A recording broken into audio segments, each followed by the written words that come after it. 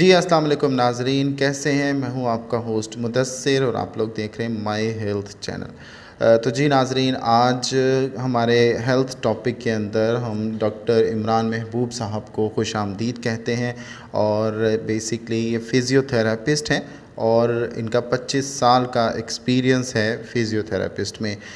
My health के medical centre पर अपनी खिदमात आजकल सर अंजाम दे रहे हैं। इसके अलावा बहुत से गवर्नमेंट और प्राइवेट हॉस्पिटल्स में भी विजिटिंग आवर्स में जाते हैं। अगर आप इनसे अपॉइंटमेंट या किसी किस्म की जो आप मशवरा लेना चाहें तो माई हेल्थ के ऑफिशियल मेडिकल सेंटर पर तशरीफ़ ला सकते हैं। जी अस्सलाम वालेकुम डॉक्टर साहब। जी वालेकुम सलाम। डॉक्टर साहब कैसे हैं आप? अल्लाह का शुक्र है जी। अच्छा डॉक्टर साहब, आपने 25 साल आपको एक्सपीरियंस हो गया है फिज़ियोथेरेपिस्ट के तौर पे, आप खिदमात अपनी सर अंजाम दे रहे हैं। तो डॉक्टर साहब, आप क्या समझते हैं ये जो बैक की तकलीफ़ होती है ये क्यों होती है, इसकी क्या वजह होती है और इसका इलाज क्या है? जी, कमर की तकलीफ़ जो है हमारे यहाँ बड़ी कॉमन है और 70 टू 80% लोग इस तकलीफ़ में मुब्तला हैं। उसकी कई वजूहात हैं। उसका बुनियादी एक वजह हमारा लाइफ़स्टाइल भी है कि हमारी रोज़मर्रा की ज़िंदगी में मुशक्क़त हमारी ख़त्म होती जा रही है। और एक और वजह यह है कि हमारे जो बेसिकली जो कमर की तकलीफ़ होती है उसकी वजह हमारे 5 मोहरें हैं। अगर उनको आप पॉस्चर हमारा गलत है, ओवर यूज़ कर रहे हैं, कोई ट्रॉमा है या कोई अगर आपकी तकलीफ़ की वजह से इंजरी हुई है, तो ये तमाम ऐसी चीज़ें होती हैं कि जिसमें अगर हम शुरू से ही केयर कर लें तो चीज़ें बेहतर हो जाती हैं। लेकिन हमारा हमारा लाइफ़स्टाइल ऐसा हो गया है कि हम हर चीज़ में तन आसानी चाहते हैं, मुशक्क़त करना नहीं चाहते हैं। वॉक हमारी ज़िंदगी से ख़त्म हो गई है और हम चाहते हैं कि बस घर हो, ऑफ़िस हो और कोई मुशक्क़त वाला काम ना हो। और इसमें ये होता है कि अगर आपके 5 वर्टिब्रा जो हमारे कमर के हैं, अगर वो ओवर यूज़ हो रहे हैं और या आपका पोस्चर ख़राब है और मसल आपके स्पैज़म में चले गए हैं, तो ये तकलीफ़ फिर आपकी बढ़नी शुरू हो जाती है, जो फिर आगे जाके वर्टिब्रा को भी इन्वॉल्व कर लेती है। और इसमें बुनियादी चीज़ हमारी ये है कि अगर हम अपना लाइफ़स्टाइल अच्छा रखें और चंद चीज़ों से परहेज़ कर लें, तो काफ़ी चीज़ें बेहतर हो जाती हैं। क्योंकि एक तकलीफ़, एक पेन हमारा आपके हिप जॉइंट से रेडिएट होता है, पेन हमारा जो नीचे आता है, और एक हमारा L4 L5 S1 के रीजन से आता है जिसे हम शाटिका भी कहते हैं, अर्कोनिसा भी कहते हैं, और ये एक आम तकलीफ़ है। लेकिन अगर हम इन तमाम चीज़ों से बचना चाहते हैं तो हमारा लिए बहुत ज़रूरी है कि हम अपने आप को, अपनी लाइफ़स्टाइल को बेहतर करें और चीज़ों को हम रूटीन में ये देखें कि कहाँ तकलीफ़ हो रही है और हमने क्या करना है। अच्छा, ये चूँकि बैक की तकलीफ़ बड़ी कॉमन है, उसमें वेट भी जिन लोगों का ज़्यादा हो जाता है, एक वो भी वजह है कि वेट ज़्यादा होने की वजह से उनके वर्टिब्रा पे ज़्यादा प्रेशर आ जाता है। और दूसरा ये है कि हम जो हैं कुछ अपने ग़िज़ा में कुछ चीज़ें हम ऐसी इस्तेमाल नहीं करते कि जो हमारे लिए फ़ायदेमंद हों। एक्सरसाइज़ हमारी यहाँ नहीं होती, चिकनाई का हम इस्तेमाल करते हैं। तो ये कुछ चीज़ें ऐसी हैं कि जो हमारी तकलीफ़ों को बढ़ा देती हैं।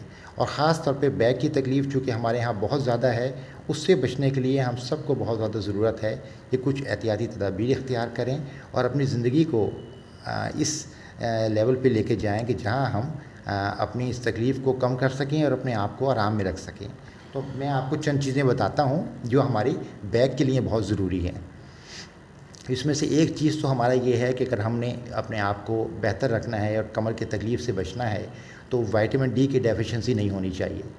विटामिन डी की डेफिशिएंसी से भी ये तकलीफ़ बढ़ जाती है। खुराक में अगर तवाज़ुन हम नहीं रखेंगे तो हमारा यूरिक एसिड जो है वो बढ़ता है, जिसकी वजह से हमारे जॉइंट्स में पेन शुरू हो जाता है। इसलिए यूरिक एसिड से बचना भी ज़रूरी है। एक अच्छा लाइफ़स्टाइल जिसमें एक्सरसाइज भी हो, वो हमारे लिए बहुत ज़रूरी है। और दूसरा ये है कि जो लोग स्मोकिंग करते हैं उससे बचने की ज़रूरत है। कुछ हमारे ऑफ़िस के लोग जो हैं गलत पोस्चर में लैपटॉप यूज़ करते हैं और कंप्यूटर पे काफ़ी देर तक एक ही पोस्चर में काम कर रहे होते हैं, जिसकी वजह से ये तकलीफ़ बहुत ज़्यादा बढ़ जाती है। कुछ केयर भी नहीं कर पाते। चंद चीज़ें बड़ी आसान हैं, अगर हम ज़िंदगी में उसमें उन चीज़ों को अपना मामूल बना लें तो हम बहुत बेहतर वर्क कर सकते हैं। कि जैसे आप काम कर रहे हों तो काम करते वक्त आप देखें कि आपका जो पोस्चर है वो ठीक हो, कमर आपकी बिल्कुल स्ट्रेट हो, यानी वो झुक के ज़्यादा देर तक आप काम ना करें। दूसरा ये है कि आपको अगर कमर की तकलीफ़ हो रही है तो बैक पे कोई सपोर्ट रख लें, कुशन ले लें, सोते हुए कोई मैट्रेस मोल्टी का आता है ऑर्थो, वो इस्तेमाल कर लें, या हार्ड सरफेस पे आप नॉर्मल अपना रूटीन रखें। इसके साथ साथ ये है कि आपने जो है अपने आप को बेहतर रखने के लिए जो कुछ एक्सरसाइज़ हैं उनकी बहुत ज़रूरत है कि वो आप एक्सरसाइज़ करें, अपनी खुराक को मुतवाज़न रखें और कमर की तकलीफ़ से बचने के लिए अपने लाइफ़स्टाइल को बहुत बेहतर करें, ये बहुत ज़रूरी है। तो मैं चंद आपको वर्जिशें भी गाइड करूँगा कि वो आप अगर ज़िंदगी का मामूल बना लें तो आम लोगों से लेके और बुज़ुर्गों तक ये तकलीफ़ इंशाल्लाह बढ़ेगी नहीं। और अगर जो लोग ऑफ़िस वर्क करते हैं और बैंक में जॉब्स करते हैं या उनकी सिटिंग ज़्यादा है, उनके लिए बहुत ज़रूरी है कि वो एक्सरसाइज करें ताकि आपके जॉइंट मोबिलाइज़ रहें, आपके वर्टिब्रा पे ज़्यादा प्रेशर बिल्ड ना हो। क्योंकि अगर आपके वर्टिब्रा पे प्रेशर बिल्ड होता है तो वो नीचे आपका पेन रेफ़र करता है, जिसकी वजह से मजदूरी की तरफ भी आप जा सकते हैं। ओवरवेट ना हो, अपनी डाइट को मुतवाज़न रखें, स्मोकिंग ना करें और मल्टीविटामिन का इस्तेमाल जो है ओल्ड एज में ज़रूर करें, क्योंकि ओल्ड एज में हमारी बैलेंस डाइट नहीं होती, जिसकी वजह से डेफिशिएंसी शुरू हो जाती है। विटामिन डी अल्लाह ताला ने, कुदरत ने हमारे मुल्क में चूँकि मौसम गर्म रहता है, तो अगर हम वॉक करें तो हमें किसी भी आर्टिफिशियल मल्टीविटामिन की ज़रूरत नहीं पड़ेगी। तो वो अगर हम अपनी वॉक का अपनी ज़िंदगी का हिस्सा बना लें कि हमने आधे घंटे अपने आप को देना है, तो मैं समझता हूँ काफ़ी चीज़ें हमारी बेहतर हो सकती हैं। जी, बहुत शुक्रिया डॉक्टर साहब, आपने बहुत मुफीद मशवरे दिए और बैक की दर्द के लिए आप एक्सरसाइज भी आज नाज़रीन वीडियो पूरी देखिएगा, क्योंकि इसमें हम आपको एंड पे कुछ एक्सरसाइजेज भी बताएंगे। डॉक्टर साहब, एक सवाल और है कि ये शटिका की पेन क्या होती है और इसके बारे में बताइएगा, और अगर किसी को ये हो जाए खुदा ना खास्ता तो उसको क्या करना चाहिए? देखिए, शाटिका की पेन जो है ये एक काफ़ी तकलीफ़ दह चीज़ है और ये एक बड़ी आम एक मसला है हमारे मुल्क में कि ये हमारा जो चौथा और पांचवा मोहरा है उसमें गैप आने की वजह से हमारी नर्व पर कंप्रेशन आता है और बल्जिंग शुरू हो जाती है, जिसकी वजह से शाटिका की तकलीफ़ बढ़ती है, जो हमारा बैक से पेन नीचे रेफ़र होता है टांगों में, और वो इतना शदीद हो जाता है बाज़ दफ़ा कि हमें चलना मुश्किल हो जाता है, खड़ा होना मुश्किल हो जाता है और इतना शूटिंग पेन होता है कि उसे बर्दाश्त करना मुश्किल हो जाता है।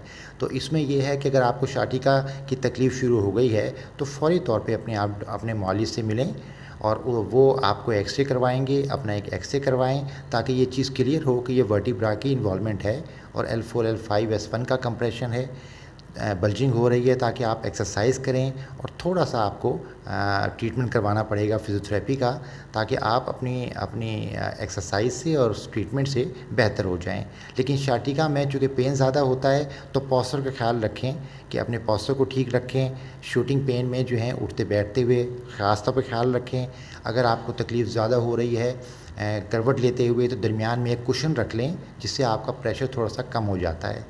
और फ़ौरी तौर पे अपने मालिज से मिलें, आपको चंद वो मेडिसिन देंगे एंटी इन्फ्लेमेटरी, जो आपकी सोजिश और दर्द को कम करेंगी, खिंचाव को कम करेंगी, और उसके साथ वो कुछ आपको एक्सरसाइज बताएंगे, कुछ फिज़ियोथेरेपी करवाएंगे, तो उससे इंशाल्लाह ये चीज़ कंट्रोल हो जाती है। लेकिन इसमें आप जिसको भी ये तकलीफ़ हो तो इसको डिले करने की ज़रूरत नहीं है, और अपने आप को क्लियर करने के लिए एक सिंपल एक्सरे अपने मालिज से मिलकर अपनी कैफियत बताएँ तो वो आपको मशवरा देंगे कि आप अपने एक्सरे करवा लें, ताकि एक चीज़ क्लियर हो जाए, ताकि उसको ट्रीटमेंट करने में आसानी हो जाए। तो ये इंशाल्लाह चीज़ कंट्रोल हो जाती है और हम माजूरी की तरफ नहीं जाते। लेकिन बहुत ज़रूरी है कि हम छोटी सी भी तकलीफ़ को इसको हम नज़रअंदाज ना करें और अपने तौर पे कोशिश करें कि अपने डॉक्टर से मिलकर इसका इलाज करवाएं, तो ये फिर इंशाल्लाह माजूरी नहीं होगी इंशाल्लाह। अच्छा जी, बहुत शुक्रिया। नाज़रीन, आपने सुना कि शटिका की पेन किसी को भी अगर होती है तो फ़ौरी अपने मौलिद से रब्ता करें। आप स्क्रीन पे नंबर देख रहे हैं, आप डॉक्टर साहब से भी जो है अपॉइंटमेंट लेके माई हेल्थ के मेडिकल सेंटर पर तशरीफ़ ला सकते हैं, ताकि वो आपका एक्सरे रिकमेंड करें और देखें कि क्या आपको शटिका की पेन है कि नहीं है। नहीं तो मुस्तकिल माजूरी हो सकती है इसी पेन से।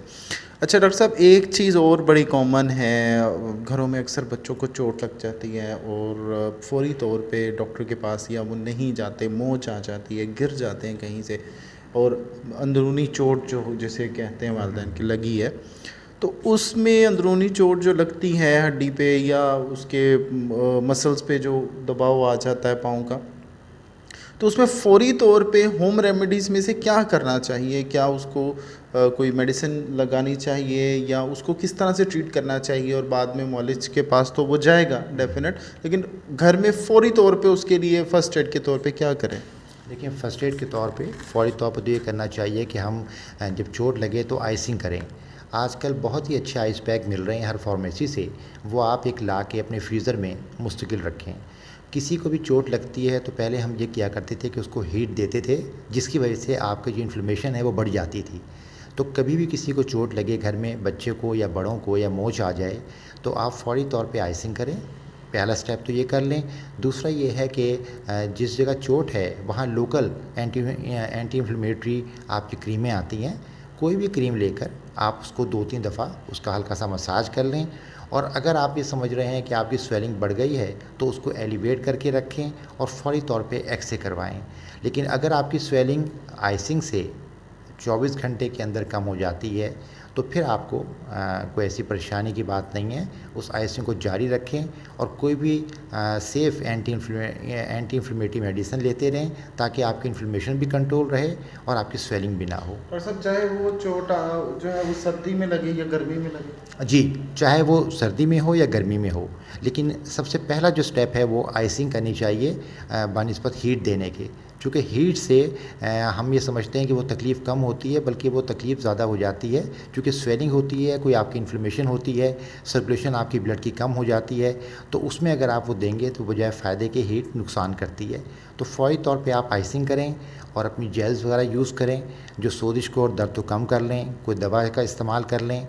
और अगर स्वेलिंग आपकी रहती है 2 से 3 दिन तो फ़ौरी तौर पे फिर अपने एक्स-रे करवाएं ताकि आपका क्लियर आपको पता चले क्या मसला है।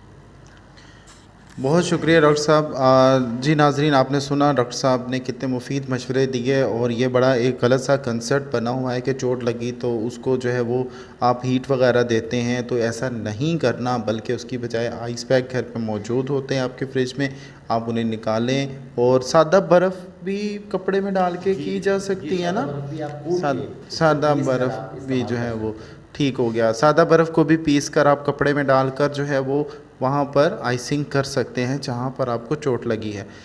तो जी नाज़रीन, अगर डॉक्टर साहब से कोई भी मशवरा आप लेना चाहें तो नीचे कमेंट बॉक्स के अंदर आप जो है वो कमेंट करें, ताकि उनके जवाब आपको जो है वो अगले इंटरव्यू में हम इंशाल्लाह आपके वो सवालात जो है वो डिस्कस करेंगे डॉक्टर साहब से, और आपको उनका हल जो है वो बताएंगे। मैं और आपको बता रहा हूँ कुछ एक्सरसाइज। इसमें एक टांग को आप बेंड कर लीजिए। जिन्हें घुटने की तकलीफ़ है, हम नॉर्मली एक्सरसाइज ये करते हैं कि हम इसको स्ट्रेच करते हैं। आपने इसको स्ट्रेच करना है जहाँ तक आप आसानी से ले जाएं। रोक के आपने 5 तक काउंट करना है, 1 2 3 4 5। रिलैक्स। ये 1 बाय 1 करनी है आपने। नी को बेंड कर लीजिए, नी बेंड करके फुल स्ट्रेच करें जहाँ तक आसानी से ले जाएं। जहाँ तकलीफ़ हो वहाँ रुक के 5 तक काउंट कर लें, 1 2 3 4 5। रिलैक्स। ये 1 बाय 1 करनी है, दिन में 3 दफ़ा 10-10 दफ़ा। दूसरी एक्सरसाइज, फिंगर्स को स्ट्रेच कर लीजिए, अपनी टांग को सीधा ऊपर उठा लें। इसमें आपका नी बेंड ना हो, जहाँ तक आसानी से ले जाएं, यहीं से वापस आराम से। ये भी आपने 1 बाय 1 करनी है। करने से पहले फिंगर्स को स्ट्रेच करके टांग को बहुत आराम से आपने उठाना है, 90 डिग्री पे आके जहाँ तक इजीली आसानी से ले जाएं, ये वापस ले जाएं। ये आपकी बैक और नीज दोनों की बहुत अच्छी एक्सरसाइज है, इसे SLR कहते हैं। तीसरी एक्सरसाइज जो हमारी ब्रिजिंग कहलाती है, वो बड़ी अच्छी इफ़ेक्टिव है। उसको आपने ये करना है कि दोनों टांग को बेंड कर लीजिए। अब आपने हिप जॉइंट को आपने बैक को, लो बैक को आपने ऊपर उठाना है जहाँ तक आसानी से ले जाएं। फिर नीचे ले आइए, नीचे दबाते हुए 5 तक काउंट कर लें, 1 2 3 4 5। ये भी दिन में 3 दफ़ा आपने करनी है, 10-10 दफ़ा। ये 3 एक्सरसाइज आपकी हो गई स्टेट में। अब मैं आपको 2 एक्सरसाइज ऐसी बताऊंगा बैक एक्सटेंशन, जो हमारे बैक के मसल्स को बेहतर करती हैं, और जो कंप्रेशन हमारा आ रहा होता है, ये शाटिका है, उसमें ये बेहतरी की तरफ लेके आते हैं मसल डेवलप करने के लिए। जी, अब आप ज़रा करवट ले लीजिए, बिल्कुल आप उल्टे रुक लीजिए। अपने हेड को ऊपर उठाना है जहाँ तक आसानी से ले जाएं, चेस्ट को जहाँ तक इजी ले जाएं, 1 2 3 4 5 नीचे कर लें। ये आपने 10 टाइम्स करनी है, ये भी दिन में 3 दफ़ा। इसमें आपको मैं एक दफ़ा फिर बता दूं आपको। जी, अपने हेड को ऊपर उठाइएगा, चेस्ट को ऊपर लाइएगा, थोड़ा सा रोक के 1 2 3 4 5 नीचे। इसके बाद 10 टाइम्स करने के बाद आपने टांग को अपना स्ट्रेट ऊपर उठाना है, लेकिन नी बैंड ना हो। 1 2 3 4 5, 1 बाय 1। अब इस पर कर लीजिए, नी बैंड ना हो, 1 2 3 4 5। ये भी आपने दिन में 3 दफ़ा करनी है, 10 टाइम्स। और जब बिस्तर से उठना है आपने तो करवट लेके उठना है, राइट पे या लेफ़्ट पे, स्ट्रेट नहीं उठना। जी आइए आप बैठिए, करवट लेके बैठ जाइएगा। ये 5 एक्सरसाइज मैंने आपको बताई हैं। शुरू में अगर आपको थोड़ा सा पेन बढ़ेगा से आप घबराएं नहीं, लेकिन अपने रूटीन में इन पाँचों को आप शामिल कर लें और दिन में 3 दफ़ा करने से इंशाल्लाह आपका स्पैज़म भी एक्टिवेट नहीं होगा और मसल्स भी आपके बेहतर होंगे और जो नर्व का कंप्रेशन है इसमें भी कमी आ जाएगी। बताएंगे। और नीचे आप नंबर देख रहे हैं, डॉक्टर साहब का भी नंबर देख रहे हैं, माई हेल्थ के मेडिकल सेंटर का भी नंबर देख रहे हैं। आप माई हेल्थ के मेडिकल सेंटर पर भी कॉल करके डॉक्टर साहब से अपॉइंटमेंट ले सकते हैं। डॉक्टर साहब से आके आप यहाँ पर मुफीद मशवरे हासिल कर सकते हैं। जी बहुत शुक्रिया डॉक्टर साहब आपका, आपने बहुत मुफीद मालूमात दी और उम्मीद है कि ये मालूमात हमारे नाज़रीन के बहुत काम आएगी। तो डॉक्टर साहब जाते जाते कोई ख़ास नसीहत हमारे देखने वाले नाज़रीन के लिए? जी मैं समझता हूँ जी कि हम सबको एक चीज़ को ज़रूर करना चाहिए कि जैसे हमारे उसमें नमाज की अहमियत है कि अगर हम नमाज़ पढ़ें और 5 वक्त की जो नमाज़ है, अगर हम 5 वक्त की नमाज़ सही तरीके से पढ़ें तो वही बहुत अच्छी वर्जिश है। तो मैं सबसे ये कहूँगा अल्लाह हम सबको तौफ़ीक दे कि सुबह की नमाज़ की बहुत अहमियत है। आप सुबह नमाज़ पढ़ें और उसके बाद कुछ देर आप थोड़ी सी वॉक करें, तो उससे आपके ना सिर्फ ये है कि आपको ज़हनी या जिस्मानी आपको सुकून मिलेगा, बल्कि ये है कि आपका दिन का आगाज़ भी अच्छा हो जाएगा। और अपने आप को जो है एक्टिव रखें, जल्दी सोएं और जल्दी उठें। Thank you ji.